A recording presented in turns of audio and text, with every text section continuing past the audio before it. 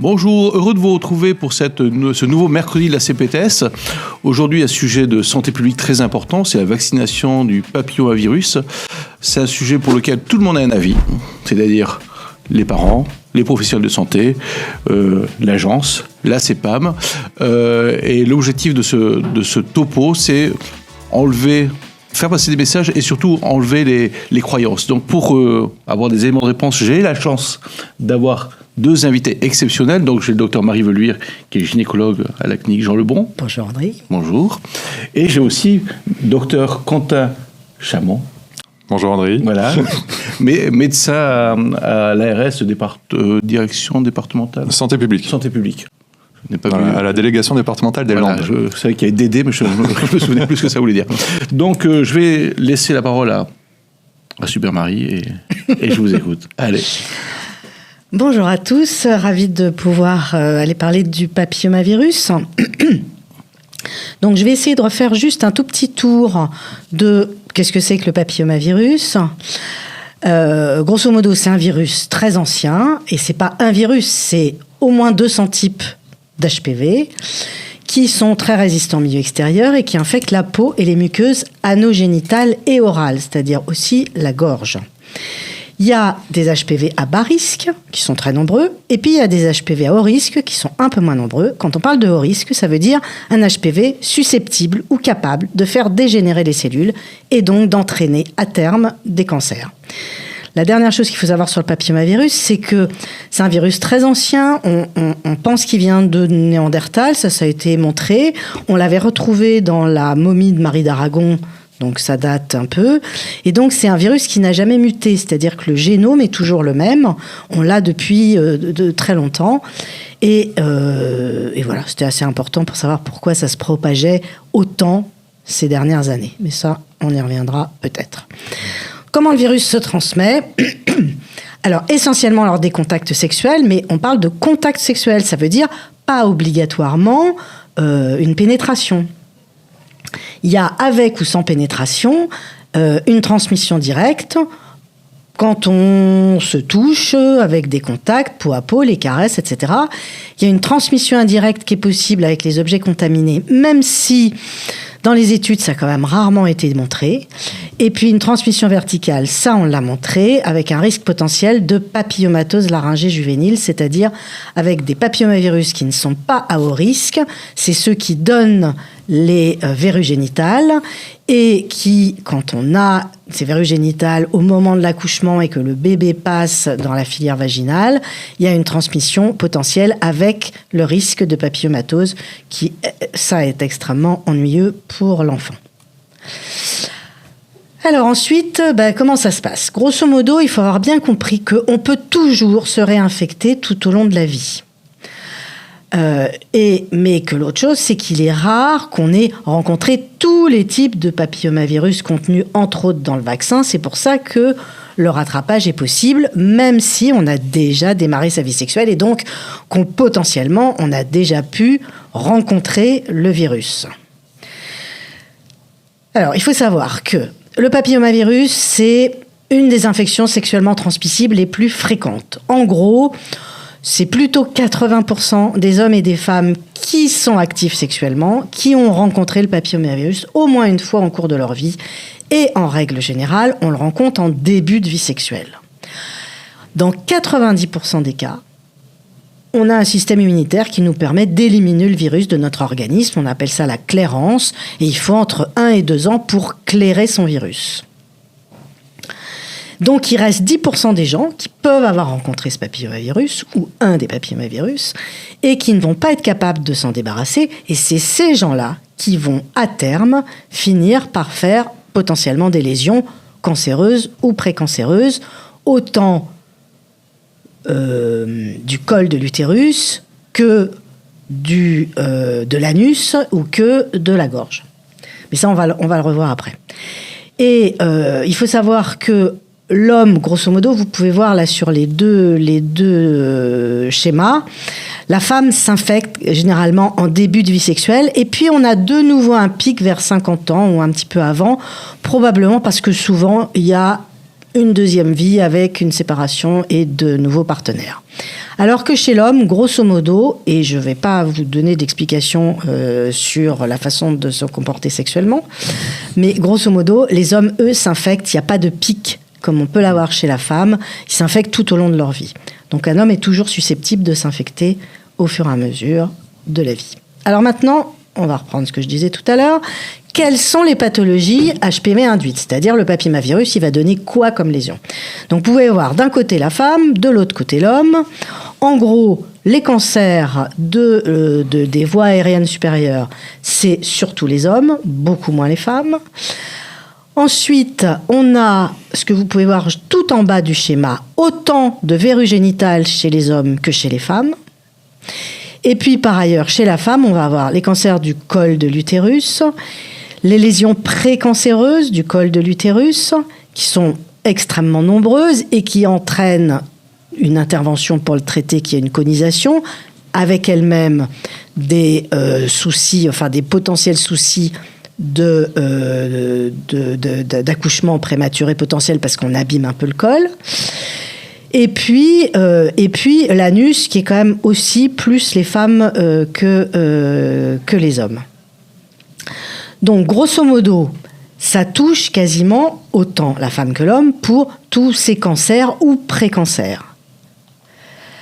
Et qu'est-ce qu'on a comme moyen de prévention ? Donc il faut avoir bien compris que ce papillomavirus, il donne plein de cancers et que pour la première fois, on a un moyen de prévention de ces cancers. Maintenant, on a plusieurs moyens de prévention. Le premier, on va parler du préservatif.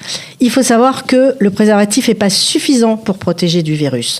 Pourquoi ? Parce que ce virus, il est cutanéo-muqueux. Donc, il va se transmettre aussi lors des caresses et jusqu'à preuve du contraire, le préservatif, ça ne va pas protéger pendant des caresses, on n'en a pas besoin. Ce n'est pas du tout comme le HIV. Et donc, le préservatif va évidemment diminuer le risque de transmission, mais n'est pas suffisant pour empêcher la propagation du virus. Le deuxième moyen de prévention, entre guillemets, c'est le dépistage.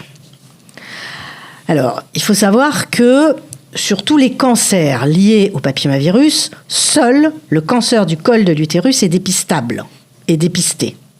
Parce qu'on connaît bien son histoire naturelle et donc on est capable et c'est comme ça qu'on a mis en place les frottis et les tests HPV, on en reparlera un tout petit peu après, frottis et tests HPV qui vont permettre en fait de prévenir le cancer du col.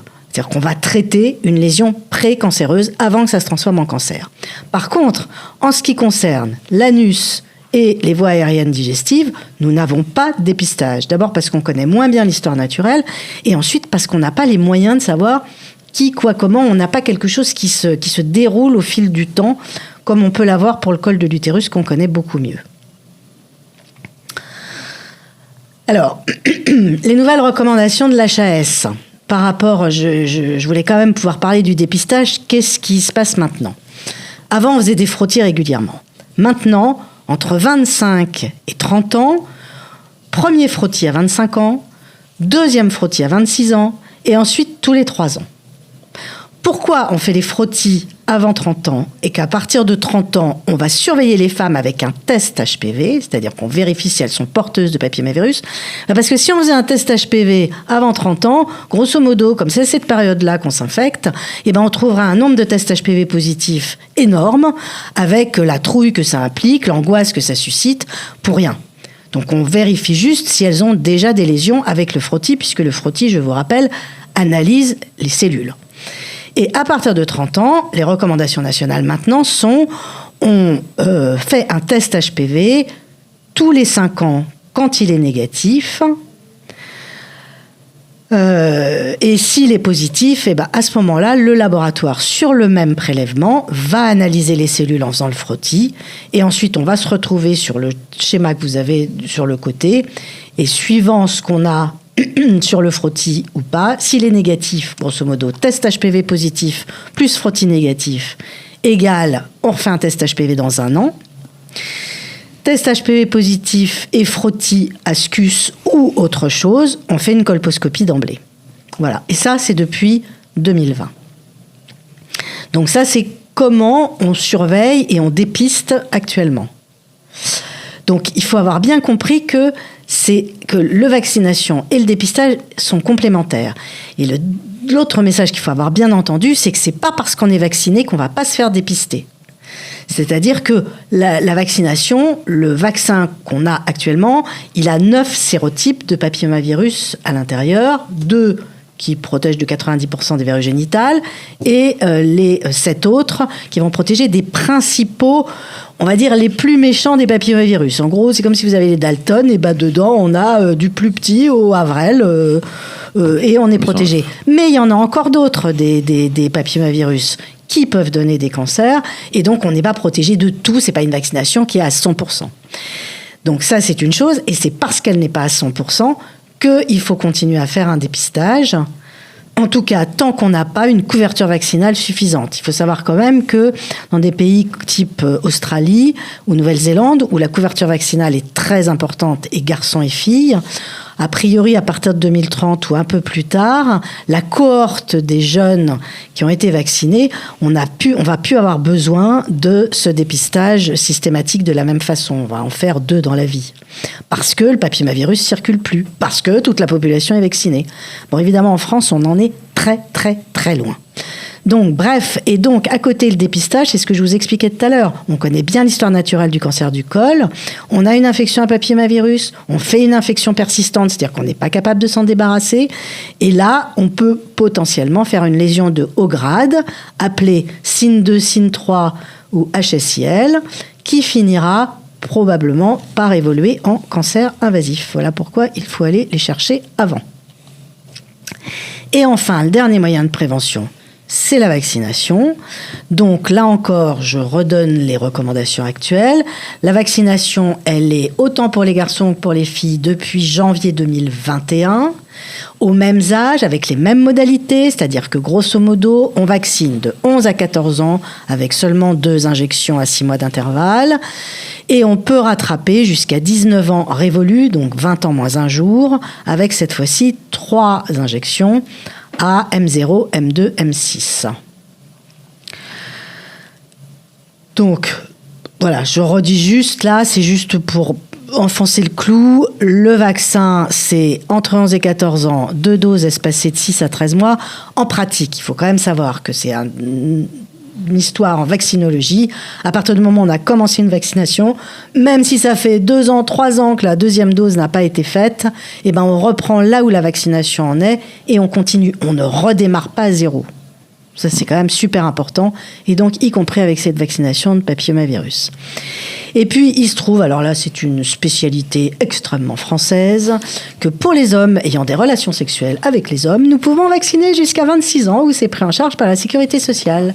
Donc, allez demander à un garçon, à 14 ans, il va être homosexuel. Enfin, c'est d'une débilité absolue et profonde. Bref, on sait aussi qu'en ce moment, est en discussion, et probablement que ça va finir par passer, mais vous savez quand même qu'on a quelques soucis d'argent. Probablement que le rattrapage va avoir lieu au-delà de 19 ans et probablement aller jusqu'à 21, voire 26 ans, comme c'est demandé, de façon à ce que garçons et femmes et filles soient au même niveau. Donc voilà. Mais pour l'instant, actuellement, la vaccination est prise en charge et remboursée par la sécurité sociale que jusqu'à 19 ans inclus. Probablement que les choses vont changer d'ici quelques mois, voire un an. Et donc, la troisième chose que je redis, la vaccination ne se substitue pas au dépistage du cancer du col de l'utérus. Sauf le jour où on aura une couverture vaccinale exceptionnelle. Ça va arriver. Sur ce, je vais passer la parole à mon collègue. Je vais peut-être en profiter pour poser quelques questions. Vas-y. Est-ce qu'il y a des symptômes? Le papillomavirus, ça provoque des lésions précancéreuses, mais comme tu l'as dit, tout le monde est contaminé. Beaucoup de gens sont contaminés au début de leur vie sexuelle. Est-ce qu'il y a des symptômes ou c'est une maladie asymptomatique? Non, c'est pour nous, on considère que le papillomavirus, c'est un marqueur d'activité sexuelle. C'est-à-dire qu'on le rencontre tous.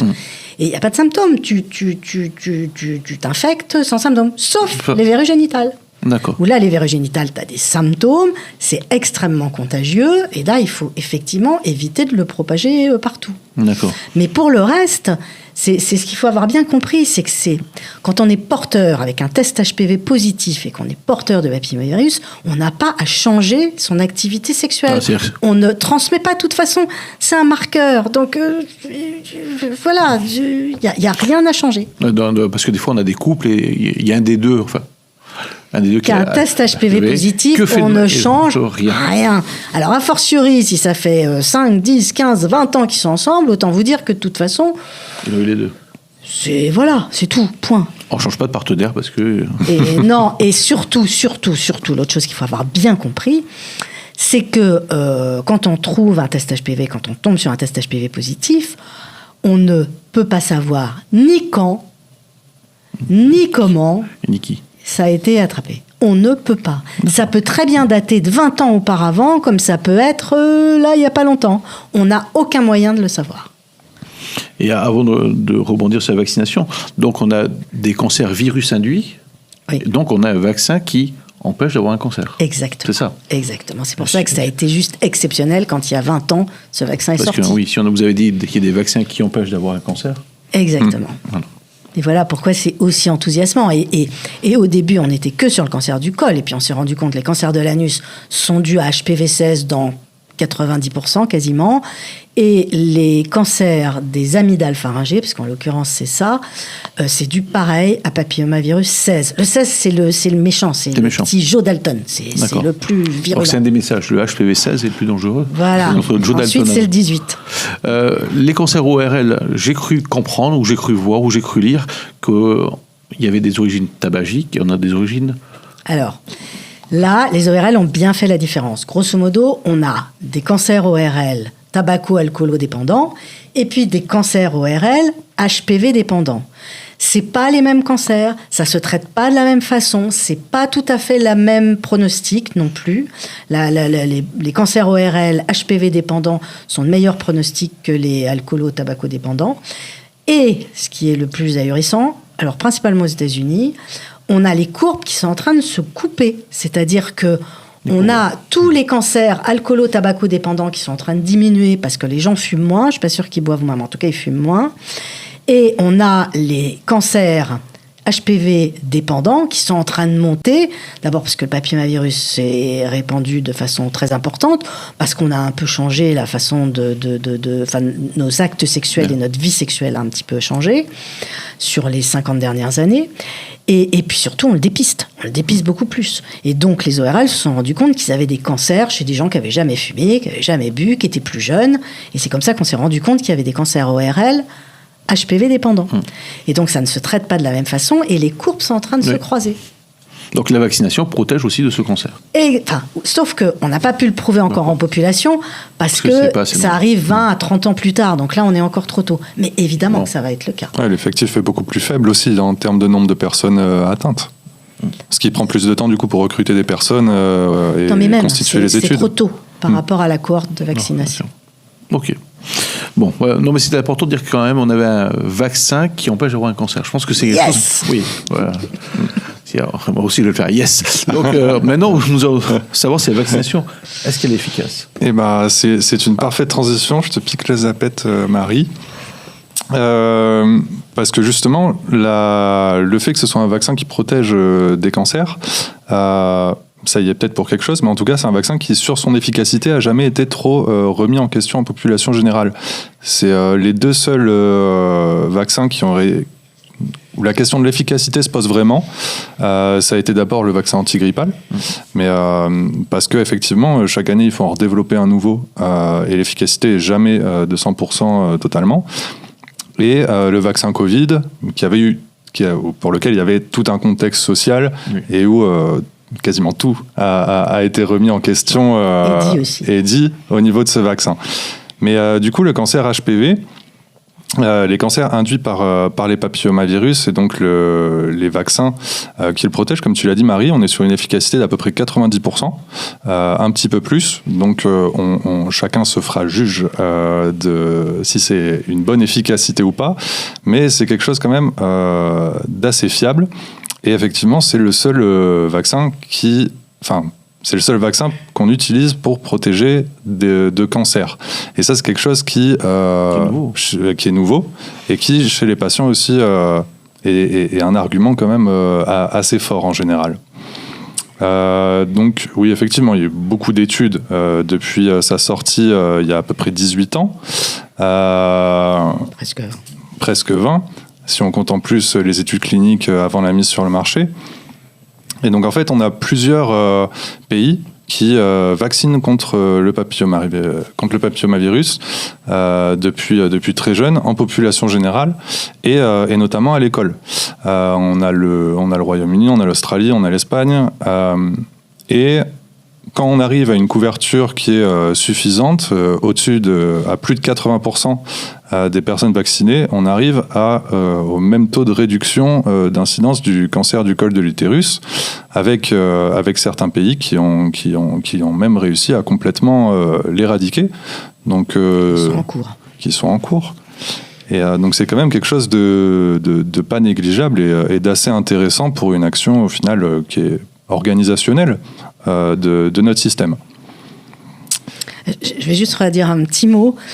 Et la vaccination, on a montré en population générale quelle était la réduction des cancers. On n'a pas mis la dia là. Mais grosso modo, si on vaccine avant 14 ans, donc entre 11 et 14, on a une réduction qui est de 90% des lésions dues à papillomavirus. Si on vaccine entre 17 et... après 17 ans, on a montré que c'était là où ça bougeait. Après 17 ans, on a une réduction très importante puisqu'elle est de plus de 50%, mais elle n'est que de 50%. Voilà pourquoi il est extrêmement important de vacciner le plus tôt possible. Et ça, c'est pour deux raisons. C'est parce qu'à 17 ans, souvent, on a déjà commencé à pouvoir rencontrer le papillomavirus. Donc la vaccination est un peu moins efficace parce qu'il y a les types de les sérotypes de papillomavirus qu'on aura rencontrés en début de vie sexuelle, la vaccination, elle ne sera pas efficace puisque de toute façon, on l'aura rencontré avant.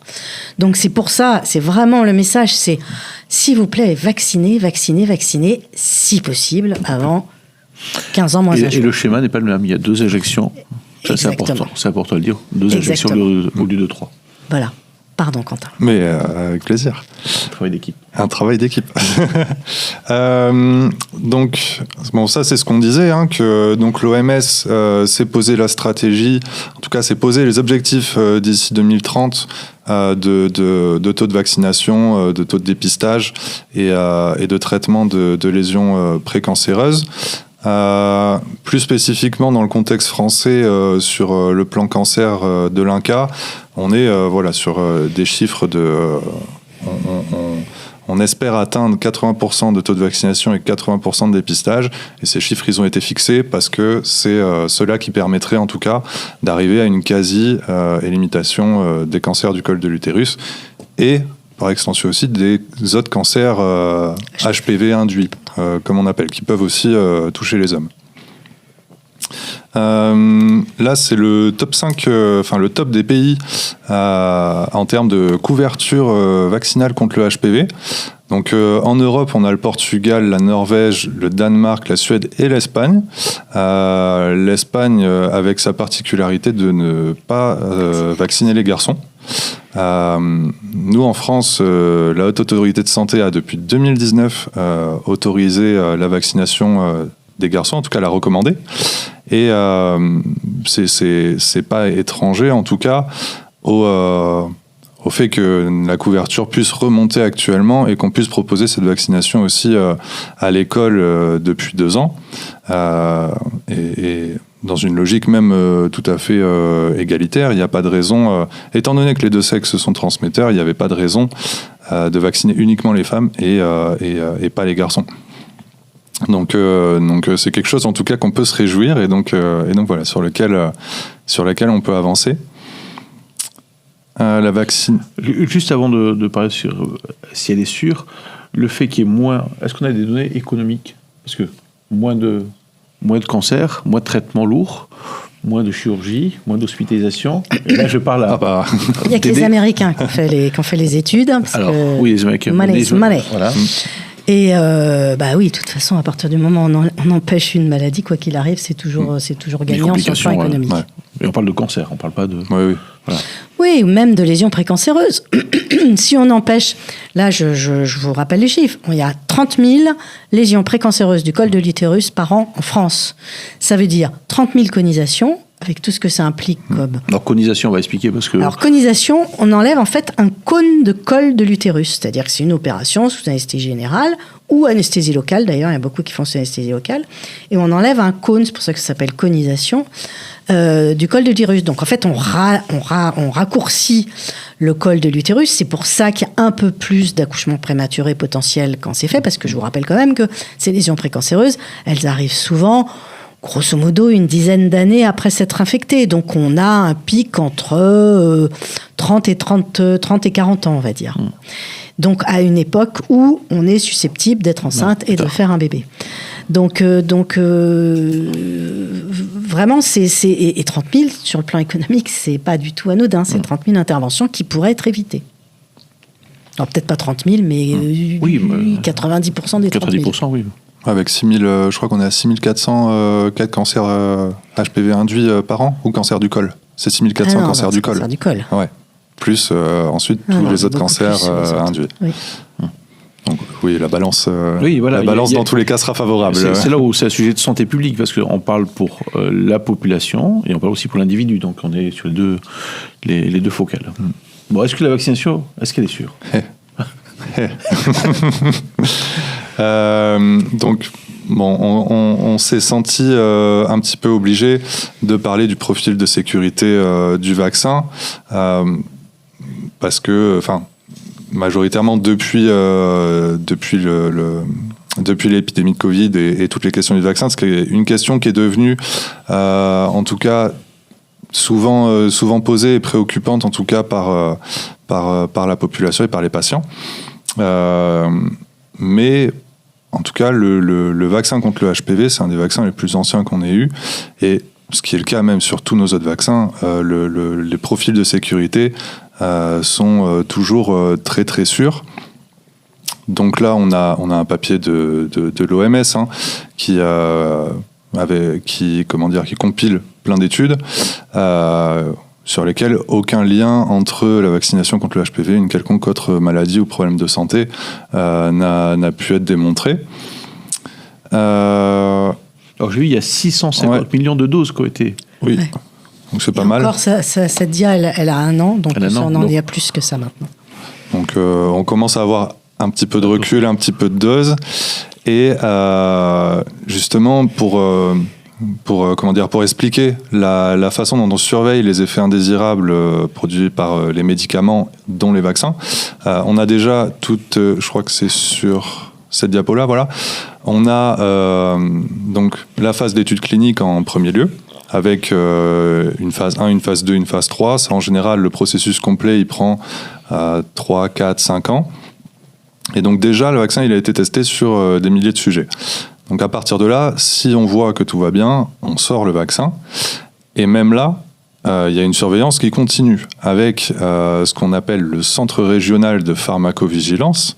Et là, je pense qu'ils vont m'en vouloir parce que ça va leur amener des clients, mais auquel la population, n'importe qui, peut déclarer un effet indésirable, c'est-à-dire faire un courrier en disant bon, voilà, j'ai pris ce médicament, j'ai eu ce problème-là. Est-ce que c'est lié? Est-ce que c'est lié? Qu'est-ce que je dois faire? En tout cas, je vous le déclare. Et donc, le Centre régional de pharmacovigilance, il reçoit des milliers de courriers tout le temps.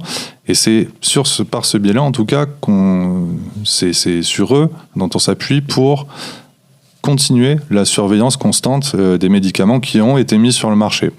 Et effectivement, si on s'aperçoit d'un problème, d'un risque, tout médicament, tout vaccin peut être retiré du marché à tout moment. Voilà, c'est pour faire ce rappel-là. On a voulu mettre cette dia parce que depuis l'histoire de l'hépatite B et de la sclérose en plaques, je vous rappelle qu'il n'a jamais été montré une quelconque lien entre la sclérose en plaques et la vaccination de l'hépatite B. Les associations de sclérose en plaques ont elles-mêmes publié quelque chose pour dire « stop à cette fake news ». Donc ça, c'est une première chose. La deuxième chose, là, c'était une large étude française qui avait été menée pour voir toutes les maladies auto-immunes, une population vaccinée, une population non vaccinée, et on avait à peu près le même nombre de maladies auto-immunes qui ressortaient chez la population vaccinée et chez la population non vaccinée. Donc il n'y avait pas, c'est ce que vous voyez là, HR, c'est le risque potentiel, il était à peu près à 1, c'est-à-dire qu'il n'y a pas de différence et il n'y a pas plus de maladies auto-immunes chez les gens vaccinés ou pas vaccinés. Et donc je voulais juste redire quelque chose qu'il faut avoir bien compris.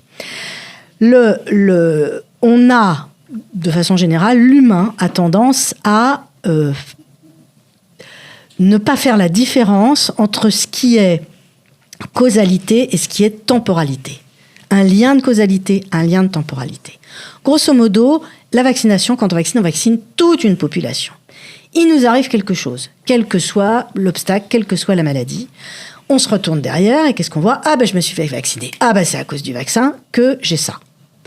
Ça s'appelle un lien de temporalité. Un lien de causalité, ça se démontre. Et ça n'a jamais été démontré, comme je viens de vous le dire, avec cette étude-là, française, qui était vraiment très importante. Et je vais vous donner un autre exemple. À l'époque de la vaccination contre, je ne sais plus ce que c'était, le pneumocoque, je crois, il y a un certain temps. On vaccine les bébés. Et il se trouve qu'à ce moment-là, on se rend compte que sur la courbe de mort subite du nourrisson, cette courbe, elle est parfaitement superposable à la courbe des enfants, enfin des bébés vaccinés par ce fameux vaccin. Et la courbe, elle est strictement, et donc commence à y avoir, sauf que c'était quand même il y a 30-40 ans, et donc du coup, il n'y avait pas les réseaux sociaux actuels, je pense que ça serait tombé actuellement, je ne vous dis pas le bordel. Mais bref, donc là, on tombe là. Et là-dessus, qu'est-ce qui se passe ? À un moment donné, les courbes parfaitement parallèles.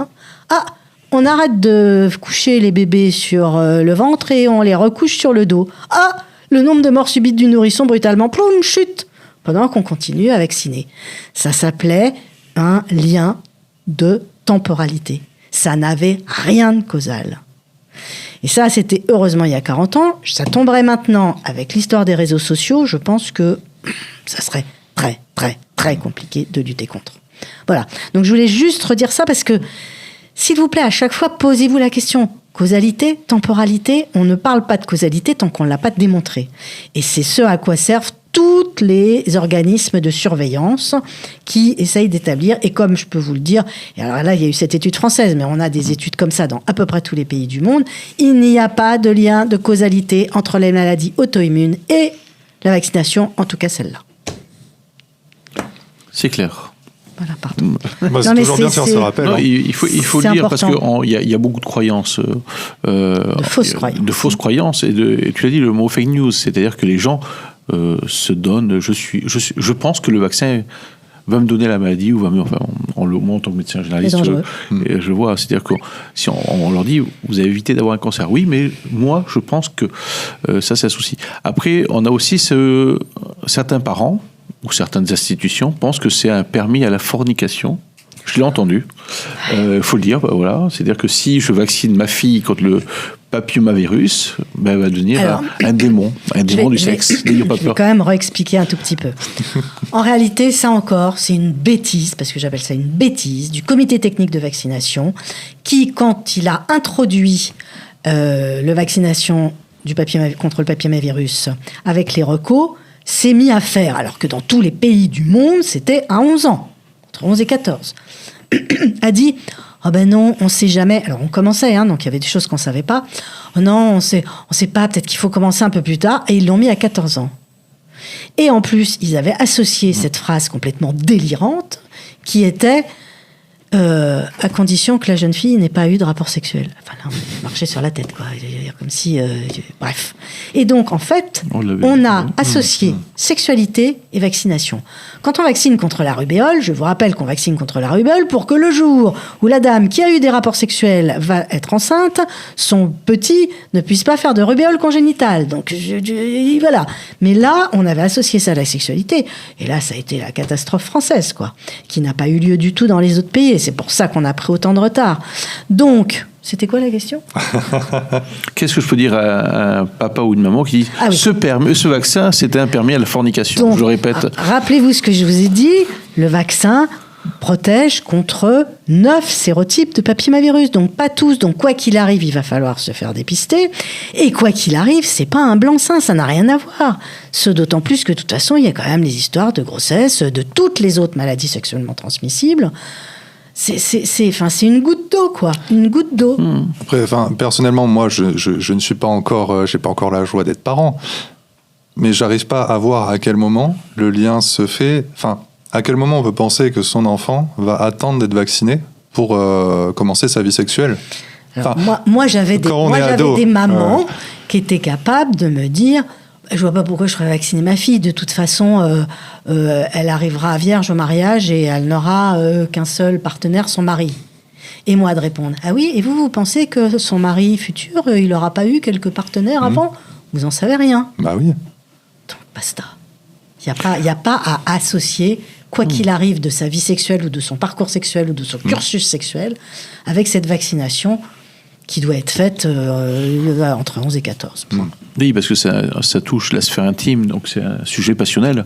Et est-ce que c'est un sujet qui est une objection, en tout cas, ou un frein qui est que vous voyez plus souvent chez les filles ou que chez les garçons ? Est-ce que c'est des objections que les parents ont autant avec les garçons ? Alors ça, c'était des objections que moi, j'avais il y a 10 ans, ou il y a 15 ans.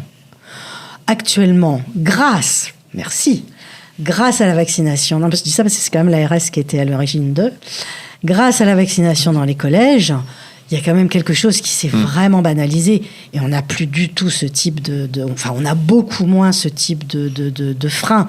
Les freins principaux qu'on a actuellement sont quand même, tu vas en reparler après, mais c'est quand même vraiment la peur des maladies que la vaccination pourrait engendrer. Oui. Ouais. Beaucoup plus que quoi que ce soit d'autre. Après, il y a certaines institutions, certains collèges qui refusent la vaccination.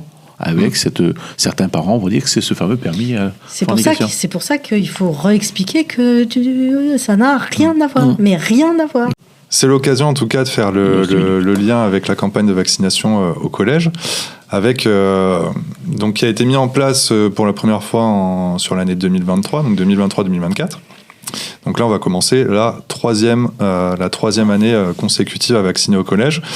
Donc l'idée, c'est de proposer la vaccination à tous, de façon gratuite, à tous les enfants qui sont en 5e. À partir de l'année prochaine, ce sera pour les 5e et les 4e. Et histoire d'identifier 2 jours où il y aura une journée de vaccination pour les 5e pour la première dose, une autre journée de vaccination pour les 4e pour la seconde dose. Comme ça fait vraiment une journée vaccination. Et donc, avant de revenir vraiment sur les chiffres,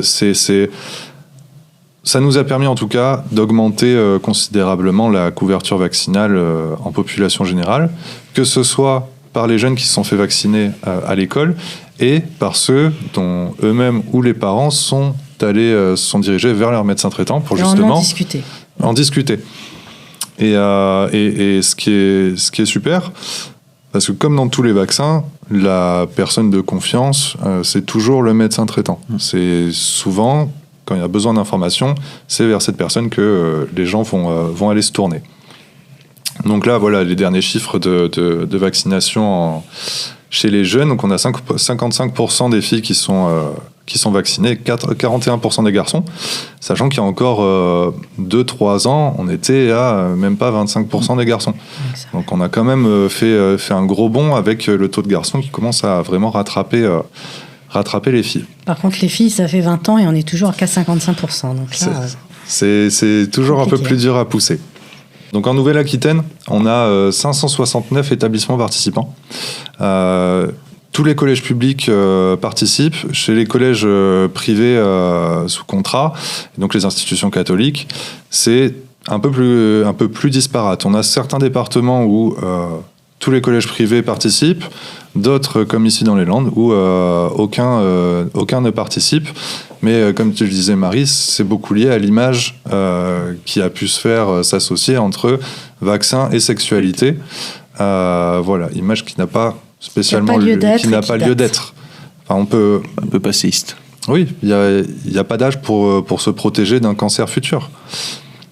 Donc voilà, c'était pour faire un point là-dessus, en sachant que l'année prochaine, on va aussi intégrer le vaccin contre la méningite. D'ailleurs, il y a une campagne en ce moment de communication que j'ai pu voir un peu. Et dans les vaccins qui seront proposés à l'école. Donc ça, c'est un peu les taux de vaccination en Nouvelle-Aquitaine.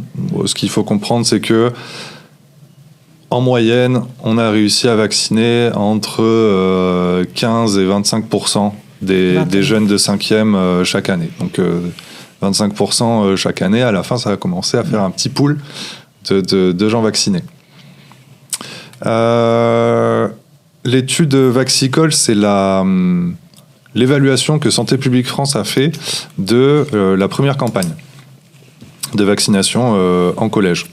On voulait avoir un peu les retours des parents, les retours des élèves, les retours des médecins aussi libéraux, pour voir un peu ce qu'on pouvait améliorer, qu'est-ce qui marchait, qu'est-ce qui marchait pas. Au niveau des parents, ça a été... La campagne a été bien reçue au niveau informationnel, au niveau satisfaction, et on l'a aussi beaucoup vu, il y en a beaucoup qui sont allés voir leur médecin. En fait, ça leur a permis, même s'ils n'ont pas fait vacciner à l'école, ça leur a permis de prendre conscience que cette vaccination existait, d'avoir déjà quelques informations, pour ensuite pouvoir poser le sujet avec leur médecin.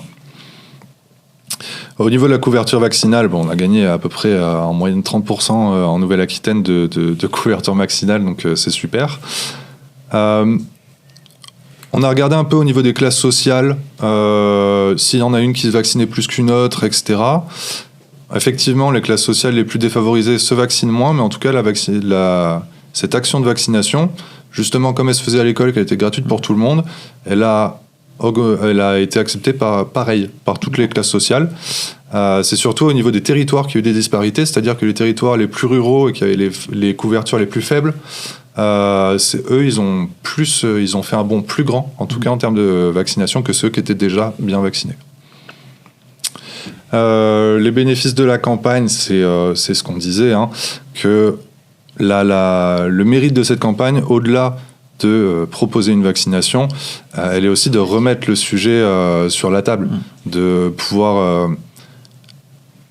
Avant cette campagne, le sujet du papillomavirus, c'était pas quelque chose dont on parlait très souvent, ni même dans des repas de famille, ni même forcément entre professionnels. Et là, ça l'a vraiment remis sur la table, mis la lumière sur ce sujet-là. C'est ça, c'est de l'information, avec en plus derrière, du coup, un dispositif pour permettre d'y avoir accès. Donc là, on est quand même très bien en termes de dispositif. La définition de la santé publique, c'est-à-dire que les gens se sont accaparés ce sujet et ils sont venus, alors je parle en tant que médecin, ils sont venus avec des questions. Ils sont venus et surtout, j'ai un copain j'ai une copine ce qu'on appelle l'effet de similarité, qui est le meilleur des arguments.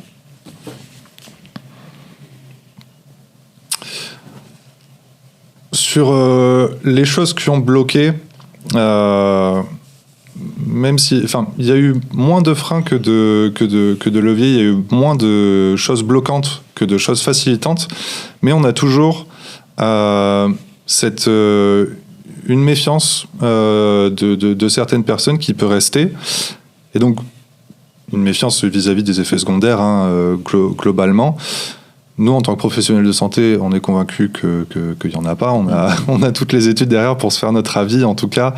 Et dans ce contexte-là, très souvent, encore une fois, c'est le médecin que les personnes vont aller voir, à moins qu'elles y soient vraiment, presque idéologiquement opposées. Souvent, la personne ressource derrière, ça sera le médecin traitant, le médecin de famille. Mais les anti-idéologiques, ils sont moins de 10% de la population. Ça reste une minorité. Après, on a un pourcentage d'indécis, et c'est ceux-là qu'il faut qu'on arrive à convaincre.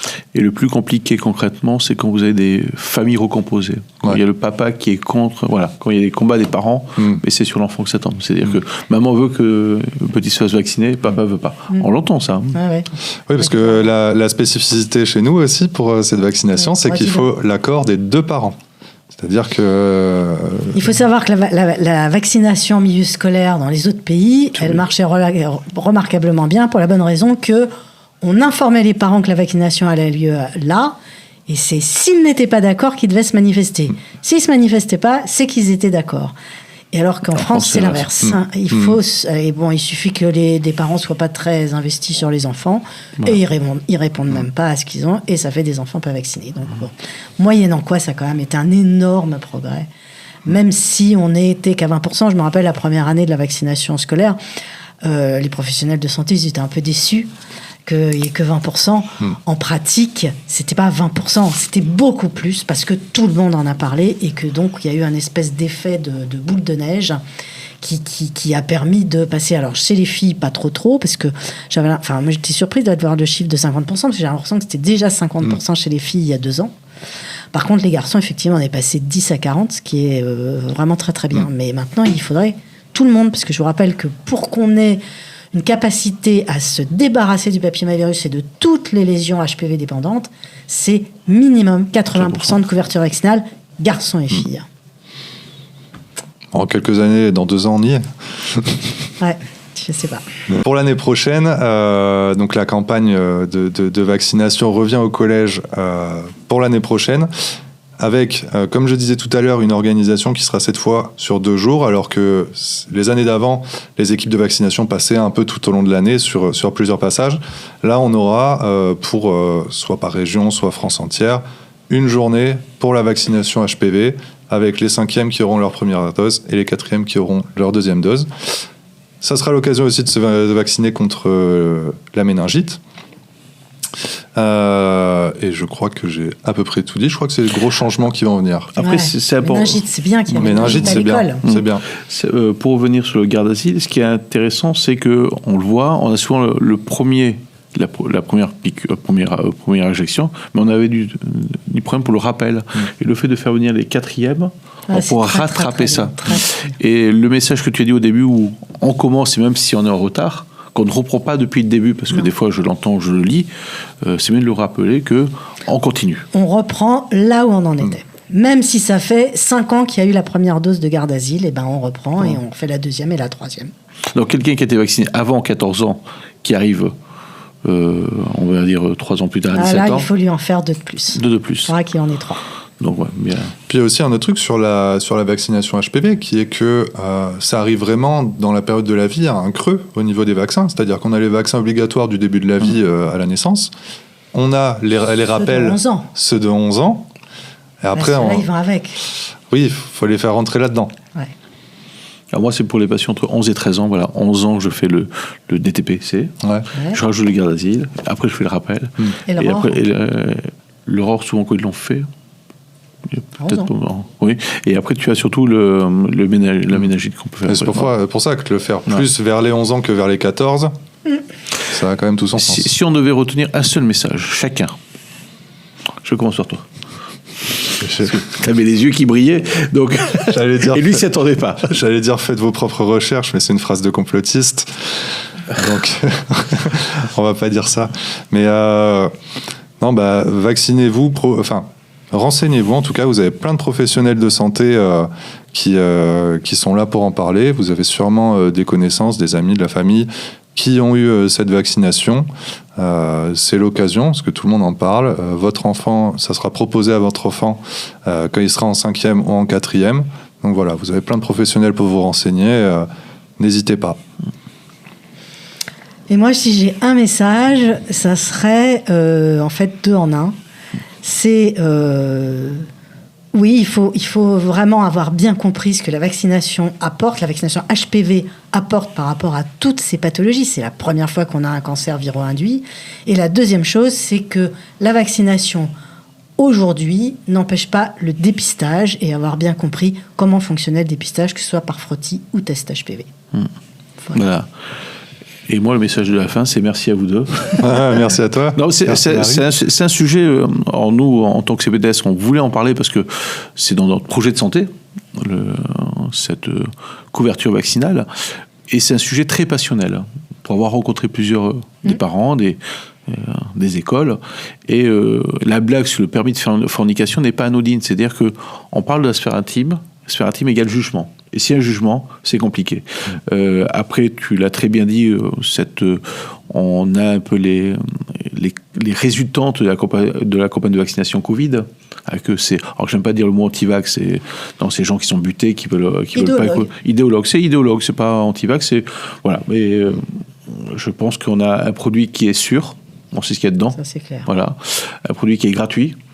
Qui est accessible. Non, il n'est pas gratuit. Hein. Oui, il est pris en charge par la Sécurité sociale et nous payons tous pour. Voilà, c'est le petit rappel économie de la santé, mais qui est pris en charge et qui évite, on l'a dit, des interventions, des traitements lourds pour des cancers. Voilà. Bon, merci à tous pour ce mercredi de la CPTS et à la prochaine fois. Merci beaucoup. Merci, au revoir.